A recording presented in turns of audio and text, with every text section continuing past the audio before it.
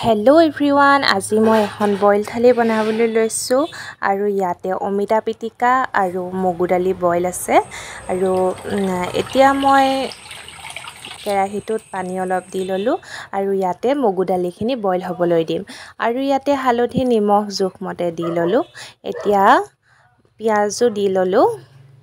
এতিয়া ইয়াত মই বিলাহীটো পুৰি লৈছোঁ আৰু নহৰুখিনিও পুৰি ল'লোঁ। এতিয়া নহৰুখিনি ভালকৈ খুন্দি ল'ব লাগিব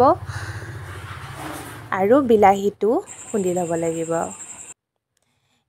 এতিয়া ইয়াতে বিলাহী নহৰুখিনি দি দিব লাগিব আৰু ইয়াতে মান ধনিয়া দিছোঁ মই আৰু ভালদৰে লৰাই দিব লাগিব।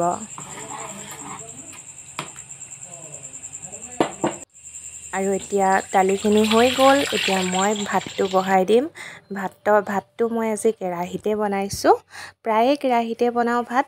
আৰু ইয়াতে চাউলখিনি দি তাতে তেজপাতখিলাও দি দিলোঁ আৰু এয়া দেখিছেনে গিলাচত কি বস্তু, এটাত দিছোঁ আলু আৰু এটাত দিছোঁ অমিতা। এতিয়া এয়া দেখিছে ভাতখিনি হৈ গ'ল আৰু লগতে অমিতা আৰু আলু সিজি গ'ল। আপোনালোকে বাৰু এইটো বুদ্ধি খটুৱাই নাই ভাত বনাওঁতে ক'বচোন। মই প্ৰায়ে এনেকৈ দিওঁ। আৰু এয়া দেখিছেনে দালিখিনি ইমান ধুনীয়া গোন্ধ এটা ওলাইছে আৰু খায়ো বহুত টেষ্টি লাগিছিল। এয়া অমিতা আলু গুটিখিনি মই পিটিকা কৰি ল'লোঁ। ইয়াতে পিঁয়াজ দিছোঁ, তেল চেল একো দিয়া নাই আৰু মান ধনিয়া দিছিলোঁ। আৰু এয়া দেখিছে ভাত বাঢ়ি ল'লোঁ ধুনীয়াকৈ। খাই বহুত ভাল লাগিছিল। আপোনালোকে এবাৰ ট্ৰাই কৰিব আৰু আজিলৈ বাই।